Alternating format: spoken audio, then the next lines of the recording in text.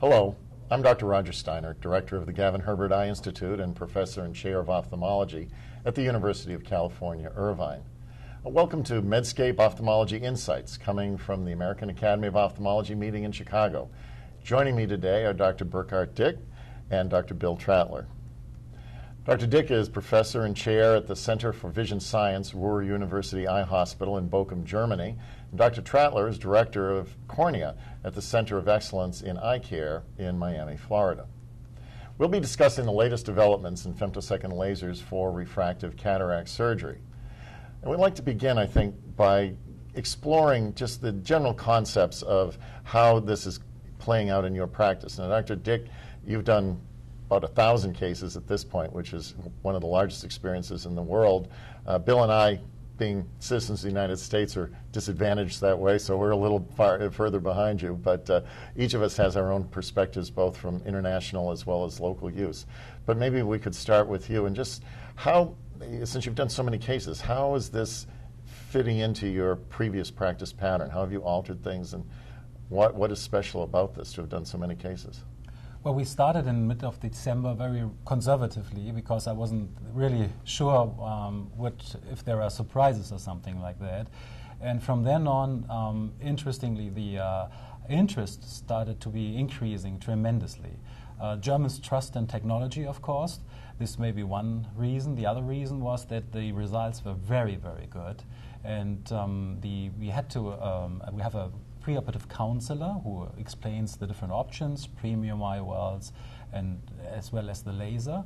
And interestingly, my business plan which was for 2 years and 600 eyes within these 2 years, was already done after 6 months. So currently we have performed 1,200 cases already on a commercial base. And the nice thing is that it perfectly fits into the practice. The additional time is between 1 and 2 minutes only. So the procedure is faster because the aspiration is faster, the capsulotomy is already done, but you have a little bit more time, which is with the catalyst, it's about 2.5 minutes for the entire procedure. Now, I understand that you've got a setup that is, I think, a little different than at least most people envision, which is that you actually have the laser in your cataract surgery operating room, and you do the procedure and just swivel the bed over and do is that right? And then do the rest of the surgery. Yep. Exactly. But this is the biggest advantage and the good thing that I decided to place it in the OR because it allows us to do corneal incisions also. And in Germany, in the Europe, most areas, you can only place it into the OR because you're opening the eye. And that means you can, with the liquid optic interface, for example, you can swivel the patient under the laser and back and forth.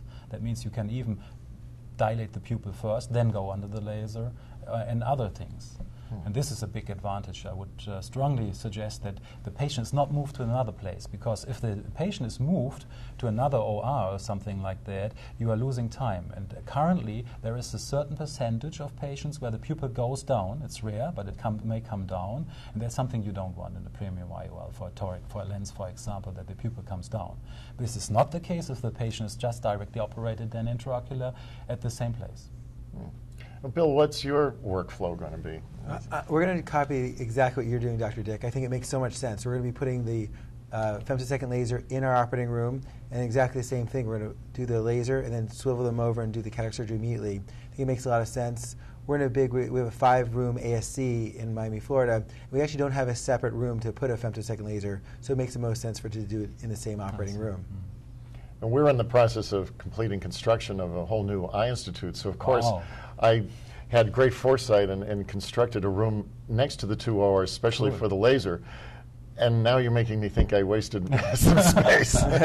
So we'll have to see. I think we have to rethink all of that, because we've been joking that in a university setting, the turnover is so slow that doing it in another room won't slow us down a bit, but time will tell.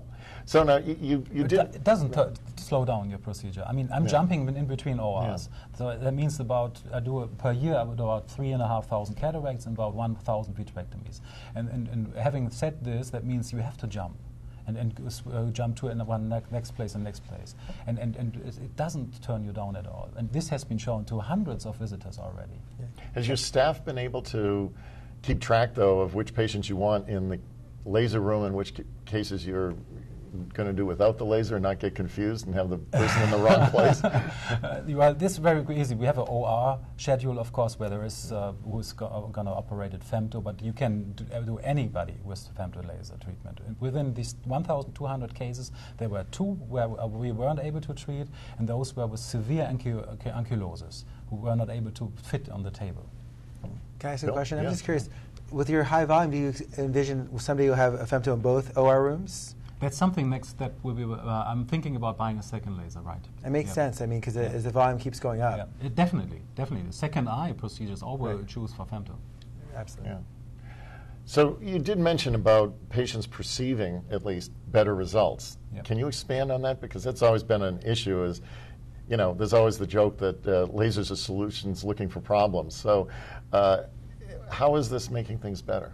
Well, the point is that especially for the normal eyes, you know, everybody in the cataract patients do not exactly how high or how great they can come out. So it's hard for them to differentiate. If the patient is last week I was operating on a Lufthansa air pilot who was 0.8 but still had cataract already. That had to be operated, also because of legal issues. And of course he raised the bar very high. And then I was happy to have the Femtosecond laser then, and he turned out pretty well. The great advantage, of course, is for the dense cataracts, where you have a pre-chop already and the lens is already fragmented, and cornea guttata, for example, eyes, and the difficult cases definitely profit from this procedure. In the prospective randomized comparative trial, we have seen that in the femto-operated eye, inter-individual comparison, the femto eye was by 1 line better than the standard eye within the first 1 week, and then this dissipated. So why would vision be better in the first week? Because there are less corneal folds, less corneal edema. The trauma is 0 because, I mean, in the last 100 cases I did, after changing instrumentation, settings, software, and so forth, 87 out of my 100 patients did not need phaco at all. So we switch out phaco and I just aspirate it. And this makes a big difference. If you do not apply phaco and less manipulations in the eye, definitely means that there is less inflammation also. We had a photo count, the laser flare meter, was significantly lower in the femto group compared to the standard group. And I think your series, from what I understand, as well as others that are starting to come out, are showing a less total ultrasound time. Right, tremendous. So that should be an advantage as well.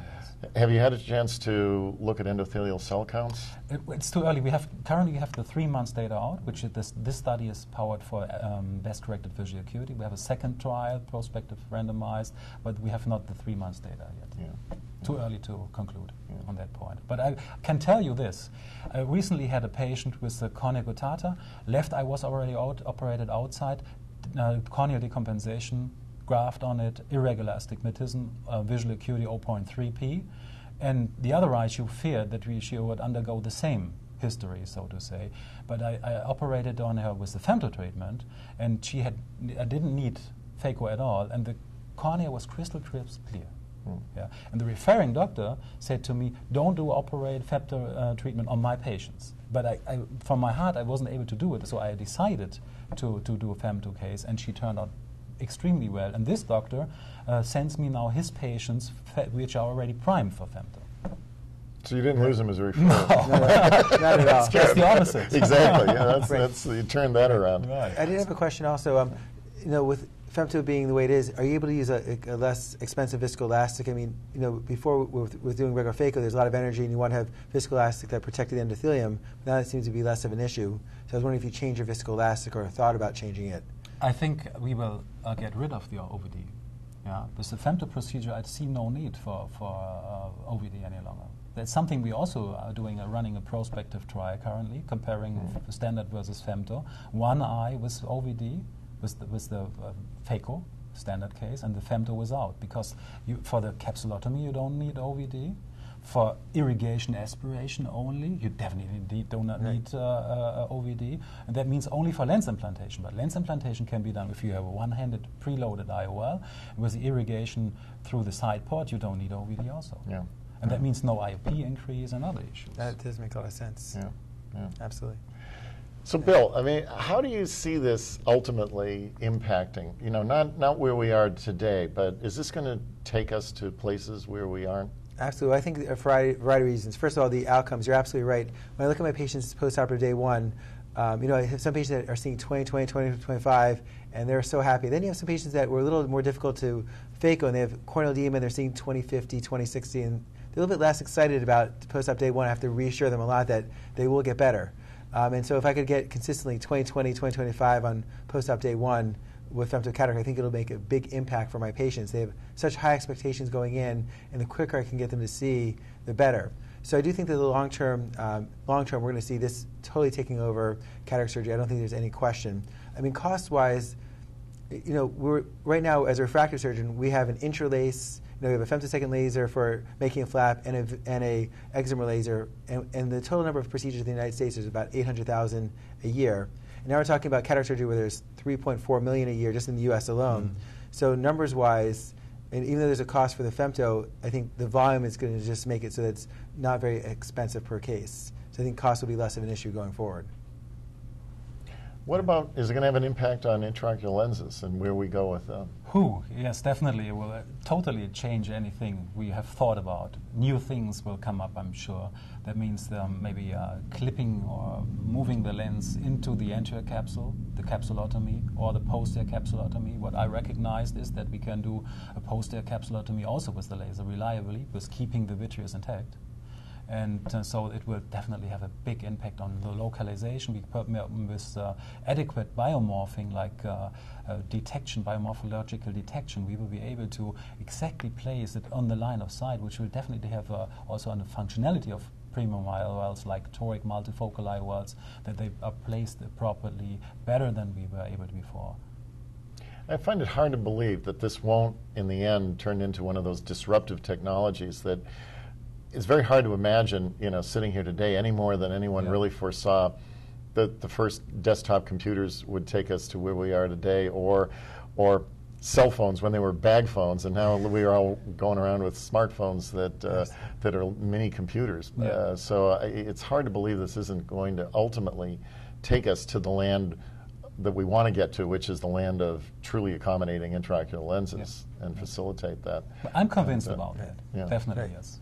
You know, I think it makes sense. You know, some of the imaging technologies for the various companies, you can see the entire bag, and it makes sense that right now one of the biggest challenges we have to do is figure out the effective lens position of an IOL. I mean, obviously your idea of clipping the IOL to the bag makes a lot of sense, but even with our current technology, if we could guess where the lens would sit, because we could image the bag well, maybe we can do a better job of picking the right IOLs for each patient just during the imaging process of the femtosecond procedure. That's interesting. Yeah. Good.